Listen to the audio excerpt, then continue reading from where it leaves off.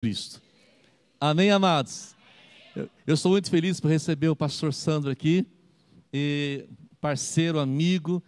Por favor, pastor, vamos aplaudir Jesus, porque ele vai estar trazendo a palavra de Deus nesta noite, e eu creio que será um tempo de muita bênção e de muito proveito. Deus te abençoe. Amém. Saúde os irmãos com a paz do Senhor, amém? Boa noite a todos. Amados, eu fiquei muito lisonjeado pelo convite e confesso que a semana foi uma semana abençoada, né? Para não dizer atribulada, mas abençoada. Eu consegui, né? Graças a Deus, preparar a palavra para hoje. Mas não é fácil, né, irmãos? Não é fácil, porque a gente não quer falar de nós mesmos, né? Então a gente tem que sempre buscar do Senhor, né? Então, eu já falei que eu tenho o costume de fazer a caminhada, e durante a caminhada eu fico pedindo a Deus, né? O que falar, né? E eu estava meditando um pouquinho sobre o tema, né? Venha o teu reino, seja feita a tua vontade, assim na terra como no céu. E eu, na minha caminhada, eu falava assim, mas o que o senhor quer falar, né? E aí veio uma indagação, o que é o reino de Deus? O reino de Deus, então, Deus começou a ministrar na minha vida. É onde Jesus é rei em nossas vidas. Então, se a gente lê na Bíblia, o reino de Deus, então, seria um reino espiritual, que um dia dominará tudo. Mas esse reino, ele já começou. Aonde? Como a pastora falou, dentro de cada um de nós que já aceitou Jesus como o seu Senhor e Salvador, amém? Pastor, então eu aceitei Jesus na minha vida como o meu Senhor e Salvador. Então eu tenho o reino em mim? Sim, amém, glória a Deus. Tem uma passagem, né, em Mateus 4, quando Jesus passa pela prova, 40 dias e 40 noites, né, ele é tentado. Quando ele termina a prova, a Bíblia diz lá no Mateus 4:17, ele diz assim: desde então, começou Jesus a pregar. Olha só, ele começou o ministério dele. Desde então, começou Jesus a pregar e a dizer: arrependei-vos, porque é chegado o reino dos céus. Amém? Então, quando Jesus ele chega para as pessoas e fala assim, arrependei-vos, ele está nos mostrando. Pode sentar, irmãos, me perdoa. Senão a gente vai ficar 2 horas aqui falando. Ele está nos dando uma amostra do quanto é importante o arrependimento para vivermos o reino de Deus. Amém? Então, o que significa arrependimento? Aí eu fui atrás, né? Deus vai falando comigo, eu vou buscando. Aí eu achei uma definição aqui. Eu peguei da Bíblia Online. Diz assim: a palavra arrependimento na Bíblia é traduzida do termo hebraico Nashum, que significa sentir-se triste, contristar-se. E também da palavra shub, eu deveria soletrar para entender, né? Que significa, olha só, mudar de direção, voltar-se, retornar. Então, o nascer de novo, ele implica necessariamente em renunciar à velha vida de pecado e reconhecer a necessidade de Deus e do seu perdão e depender dele todos os dias. Amém? E se a gente procurar na Bíblia, e eu pesquisei, né? Existem inúmeras passagens que nós vamos ver a relação entre o arrependimento e o favor de Deus, né? E a graça de Deus. Eu peguei alguns, eu vou ler.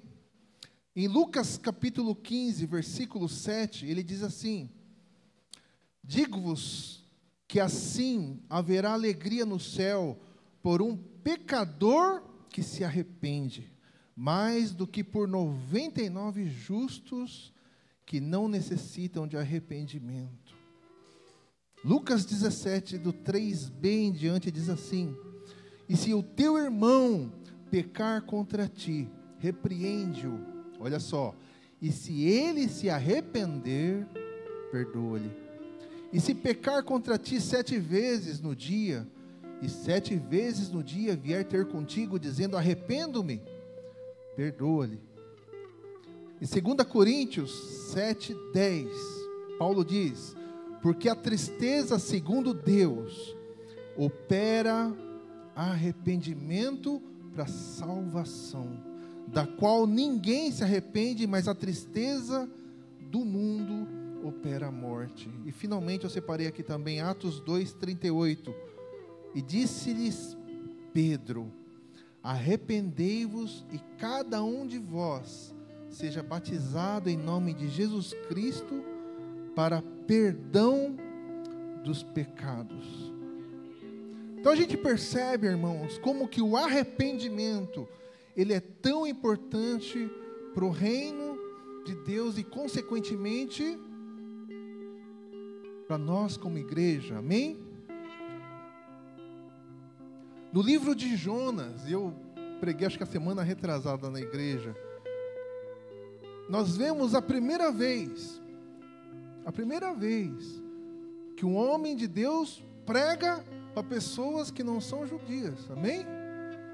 Jonas é incumbido de ir até Nínive e pregar, e acontece tudo aquele lance, né, dele não querer fazer, e Deus coloca ele na barriga da baleia, e aí ele, né, volta e faz a pregação, e a palavra de Deus diz que uma cidade que ele tinha que percorrer 3 dias, ele percorre em 1 dia, levando a mensagem. Sabe o que acontece com essa cidade, irmãos?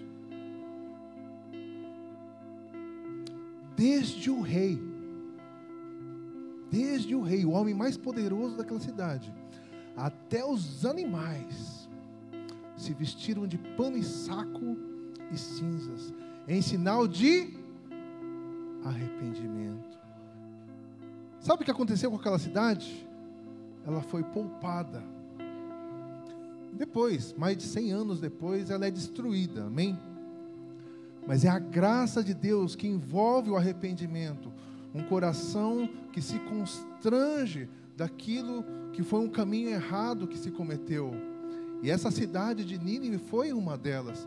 120 mil pessoas. Imagina, Pedro, né? Quando eles são batizados no Espírito Santo, ele vai, ele prega, ele converte 5 mil. Jonas converteu 120 mil almas naquele dia. Olha o poder que há quando você mostra a verdade para as pessoas. Isso é o reino. Isso é cada um de nós, irmãos. Amém? A igreja, ela não seria nada se não tivesse ninguém aqui dentro. Mas estamos aqui, porque nós estamos trazendo o reino aqui na terra. Amém? Deus então poupa aquela cidade por causa do arrependimento. E Jesus diz assim também, em Mateus 24, do 37 ao 39. Olha só, uma outra situação. E como foi nos dias de Noé, assim será também a vinda do Filho do Homem. Porque assim como nos dias anteriores ao dilúvio, comiam, bebiam, casavam e davam-se em casamento até o dia que Noé entrou na arca. E não o perceberam até que veio o dilúvio e os levou a todos. Assim será também a vinda do Filho do Homem. A gente acabou de falar que em Nínive 120 mil almas se salvaram. Mas anteriormente a isso, olha só, anteriormente a isso, Deus exterminou todos, exceto a família de Noé. Sabe por quê? Porque não houve arrependimento. Não foram achados justos diante do Senhor.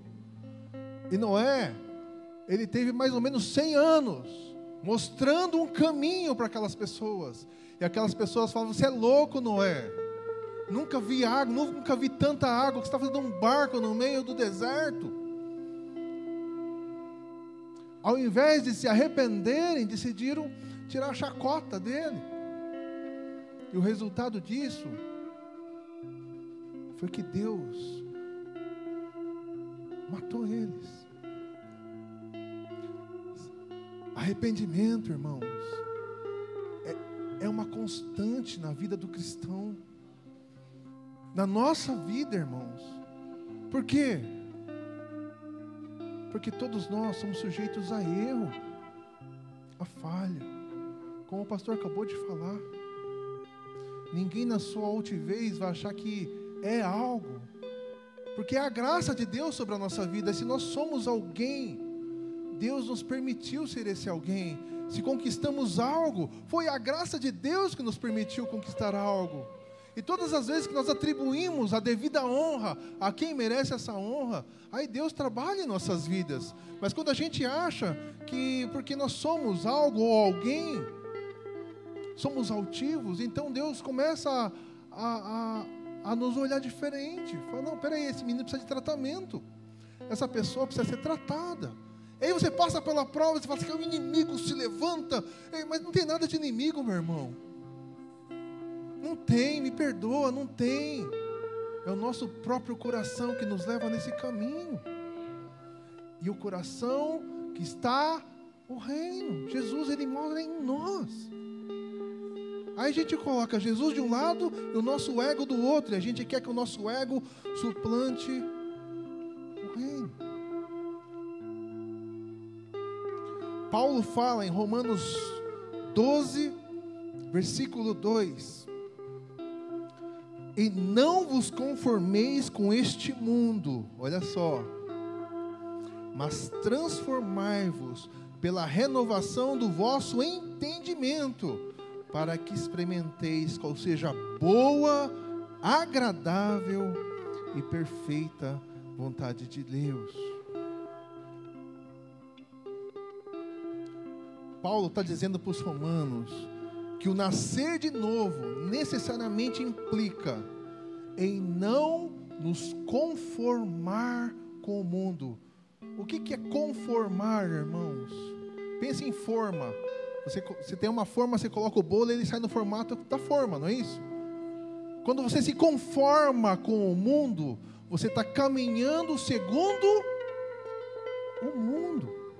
Paulo diz assim: e não vos conformeis com este mundo, com as coisas que existem no mundo. Nós lemos, o nascer de novo implica em renunciar à velha vida de pecado, implica em reconhecer a necessidade de Deus, do seu perdão e depender dele todos os dias. Amém? Quando ele fala da renovação do vosso entendimento, sabe o que é isso, irmãos? É os velhos pensamentos, as velhas maneiras, as velhas formas de agir. Sabe aquele mal que te aflige todos os dias quando você acorda? Você está mal acostumado e você fala coisas que você não deveria falar? Não é isso? Você acorda de mau humor, com um bico desse tamanho, não cumprimenta ninguém. Velhos hábitos, que não devem habitar na nova criatura, mas que constantemente nos aflige, amém? Então são coisas que nós devemos nos refletir em nosso coração e falar assim: Deus, eu preciso de mudança. Deus, eu preciso de transformação, porque olha só, nós, cada um de nós, eu pertenço ao reino, então eu represento quem? O reino.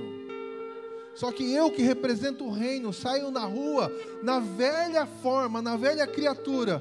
Aí as pessoas olham para você no domingo com a Bíblia debaixo do braço, bonitinho, Aí na segunda-feira, falando palavrão no meio da rua, vestindo, me perdoe, né? Vestindo roupas indecentes no meio da rua, entrando em locais que um cristão digno do Senhor não entraria, mas estamos lá, falando e fazendo coisas que não deveríamos. E aí, o reino de Deus é manchado por causa dos portadores do reino. Nós queremos que o reino de Deus viva em nós, irmãos. Nós queremos, como o pastor falou, ter 12 meses de abundância em nossas vidas, mas nos apegamos ao velho, ao nosso velho homem, a nossa velha criatura. Continuamos do mesmo jeito. Você chega no culto da virada, eles falam assim: Deus, 2024 vai ser o ano da minha virada, não é? A gente canta, eu vou viver uma virada, e blá, blá, blá, blá, blá. Porque você começa o ano e você vive da mesma maneira. Aí você fala assim: eu não entendo isso. Por que eu não estou entendendo? Porque carece de uma renovação no seu entendimento, no nosso entendimento, de entender que nós temos que buscar Deus. Buscar Deus. Pastor, então se eu vier no culto todos os dias, se eu abrir a igreja de manhã, 6 horas da manhã, e fizer uma vigília aqui, até no outro dia, pastor, então eu estou... Amados, não se trata só disso, irmãos. Não se trata só disso. Isso é ser passivo. É você entregar tudo para Deus. Ó Deus, agora eu estou te buscando, agora eu quero ver a minha recompensa. Amém? Estão entendendo? Eu falo para os meus filhos, eu nunca vi tantas oportunidades que tem hoje para você ser alguém na vida, meus irmãos. Eu fiz a minha faculdade em 1990. Eu comecei ela em 1991. Eu terminei em 1994. Paguei os 4 anos. Olha, foi difícil. Hoje, você tem faculdade de graça que você pode fazer em casa.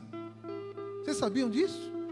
Você faz de graça dentro da sua casa. E aí tem uns irmãos que chegam e falam: pastor, coitadinho de mim. Aí dá vontade de falar assim: irmão, não dá vontade não, porque eu falo, tá? Eu falo. Você tem que estudar, meu irmão. Você não terminou o segundo grau? Termina o segundo grau. É de graça também. É de graça. É o EJA, né? Você vai de graça. Pastor, eu não tenho oportunidade de emprego. Tem escola técnica, 1 ano e meio. De graça. Barueri tem faculdade de graça. Aí você fala: não, mas eu venho todos os dias na igreja, pastor. É o que eu disse, não é só isso. Se você fizer a sua parte, Deus faz a dele. Deus faz a dele. Mas não fica de braços cruzados, falando assim: Deus, eu estou aqui, estou esperando o seu reino. Amados, milhares e milhares de cristãos morreram sem ver a volta de Jesus. Talvez a gente também não veja, irmãos. Infelizmente é uma constatação. Mas viver o reino é outra coisa. Viver uma vida cheia de Deus é outra coisa. Viver o melhor de Deus é outra coisa. E você não precisa ser passivo para isso. Você não precisa esperar sentado. Você arregaça suas mangas e vai fazer a obra. Pastor, então eu tenho que fazer a obra na igreja? Amém, tem que. Mas a maior obra que você vai fazer, meu irmão, é no seu trabalho, é na sua escola, é com seus filhos, é com seus sobrinhos, é com a sua família. A maior obra é levar o reino para fora. Igreja significa chamados para fora. Porque nós levamos o reino lá e o reino vem para a igreja. Porque a igreja é onde se reúne o reino de Deus. Nós nos reunimos para que a glória de Deus se manifeste. Então nós nos reunimos para ver milagres, curas, libertações e testemunhar disso lá fora, para que vidas venham e sejam tocadas pelo reino de Deus.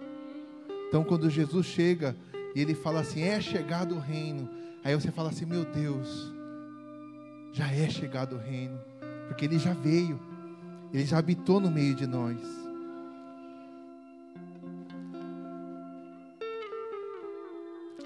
Efésios 5, 27, ele diz assim, para apresentar a si mesmo, quem? Igreja gloriosa, a igreja que porta o reino de Deus, a igreja brilhante.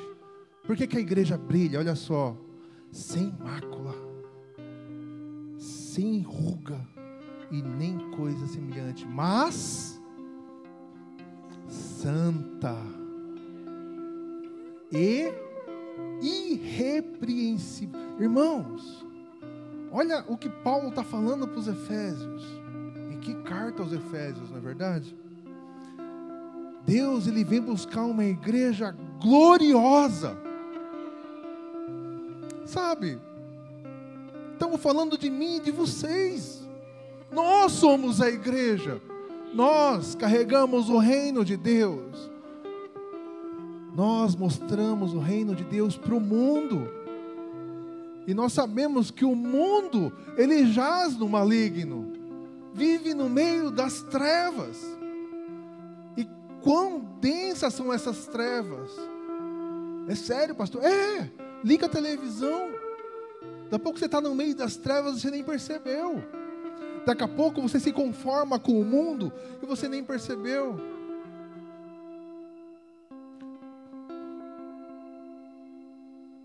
Quão fácil é você encontrar um irmão.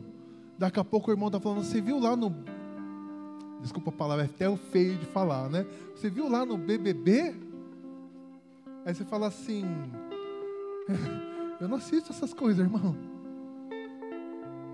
Mas se você está conformado com o mundo, irmão, eu vou na igreja há 30 anos, Jesus não voltou ainda, não vai me fazer falta assistir um pouquinho? E quando Deus requerer da nossa vida? Sabe por quê? Porque se eu estou vendo isso dentro da minha casa, e os meus filhos veem o que eu estou vendo, o que eu estou pregando para eles? O reino? Ou o mundo? Nós somos o reino. O que tem que brilhar na nossa vida é o reino. É Jesus. Porque é por Ele, para Ele, somente para Ele, que nós estamos aqui, irmãos. Não é para glorificar nós mesmos, mas para glorificar o Senhor. Por isso Ele veio, por isso Ele morreu por nós. Ele se sacrificou, irmãos. Não foi para que a gente vivesse uma vida à toa. Então quando Ele chega diante das pessoas e fala assim, foi como nos dias de Noé, vai ser como nos dias de Noé. Os irmãos não estão percebendo? As pessoas estão vivendo a vida. Eu estou falando da igreja, amém? Eu não estou falando do mundo. O mundo já jaz no maligno, mas a igreja está lá, casa, dá em casamento, vive, como se nada tivesse acontecendo, como se Jesus não tivesse para voltar, porque a igreja deveria viver todos os dias, como se Jesus fosse voltar agora. Como se num piscar de olhos houvesse o som de uma trombeta e nós fôssemos chamados a junto dele. Mas estamos como que adormecidos. Por isso que uma parábola, Jesus compara o reino a 10 virgens. Os irmãos sabem dessa... A 10 virgens, porque ele fala que tem 5 que eram sábias, mas 5 eram imprudentes. 5 decidiram viver uma vida no reino. Viver uma vida no reino, irmãos, não é fácil. Jesus falou assim, que ainda nos dias de hoje se faz violência para entrar no reino. Que violência é essa? Quer dizer que a gente cata numa arma e vamos dar tiro nas pessoas porque eles se salvem? Está falando de nós mesmos. Qual violência que é, irmãos? Renunciar. Quer a maior violência que essa? A sua luta diária contra o pecado. Isso é uma guerra. Isso é uma batalha, irmãos. Na maior parte das vezes a gente falha. Na menor parte a gente vence. Mas a nossa tarefa é tentar vencer mais do que perder. Porque às vezes a nossa vontade tem que imperar. Então a gente fala assim: por que eu não consegui isso agora? Eu preciso disso para agora. Nós lemos, a vontade de Deus é o quê? É boa, perfeita, agradável. Mas ainda assim a gente quer que seja feita a nossa. Não é uma batalha? É uma batalha. É uma conversão diária. Por isso que Jesus ele chega e fala assim: arrependei-vos. É como se fosse um tapa na cara. Arrepende-se. Muda o seu caminho. Muda os seus pensamentos. Amados, nós temos 347 dias, ano bissexto, né? 347 dias para viver o melhor de Deus esse ano. Mas só vai viver o melhor de Deus aquele que vive no reino. Porque aquele que vive apegado no mundo, irmãos, você percebe só pela palavra, aquilo que ela fala, você percebe o quanto do mundo está impregnado. Quando ela começa a murmurar da vida, quando ela começa a apontar pessoas, como se a própria pessoa não tivesse defeito. Você percebe como que nós estamos conformando com o mundo e deixando o reino de Deus de lado. Se nós como cristãos não percebemos isso, irmãos, como que a gente vai salvar o perdido? É algo que devia estar no nosso coração, quando a gente olha, vê a igreja com lugares, como eu vejo lá na minha também, a gente vê espaços vazios, a gente tem que ficar inconformado, porque existem pessoas que estão indo para o inferno agora, estão morrendo sem Jesus agora, nesse minuto, e a igreja está como que adormecida. Era um drogado, era um ladrão, mereceu, porque a gente acaba se conformando com o mundo, não é verdade, irmãos? Mas entenda, nós somos o reino, e se o reino não for como uma igreja gloriosa, sem mácula e nem ruga, nós estamos falhando com o Senhor, porque Ele vem buscar essa igreja, irmãos, Ele vem nos buscar. Devemos, amados, desejar ardentemente viver o reino de Deus, mas permitir que o Espírito Santo nos guie, nos dê a direção, e não levantar o nosso nariz e falar assim: eu vou para cá porque eu sei que aqui é melhor. Mas não, pede a direção do Senhor. Deus, eu sei que eu nada sou, vai à frente, vai cuidando de mim, Senhor, porque eu preciso de Ti.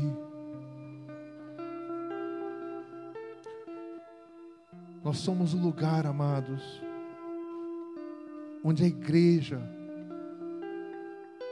vai manifestar a glória do Senhor. Mas temos que buscar isso. Fica de pé, irmãos. Eu vou concluir lendo um texto, amém? Fecha os teus olhos. É a oração de Paulo aos Efésios, está em Efésios 3, do 14 ao 21. Paulo orando: por causa disso, me ponho de joelhos perante o Pai de nosso Senhor Jesus Cristo, do qual toda a família nos céus e na terra toma o nome, para que, segundo as riquezas da sua glória, vos conceda que sejais corroborados com poder pelo seu Espírito no homem interior, para que Cristo habite pela fé, aonde? No nosso coração, a fim de, estando arraigados e fundados em amor, poderdes perfeitamente compreender com todos os santos qual seja a largura, o comprimento e a altura, e a profundidade, e conhecer o amor de Cristo, que excede todo o entendimento, para que sejais cheios de toda a plenitude de Deus. Ora, aquele que é poderoso para fazer tudo, muito mais abundantemente além daquilo que pedimos ou pensamos, segundo o poder que em nós opera, a esse glória na igreja, por Jesus Cristo, em todas as gerações, para todos sempre. Amém.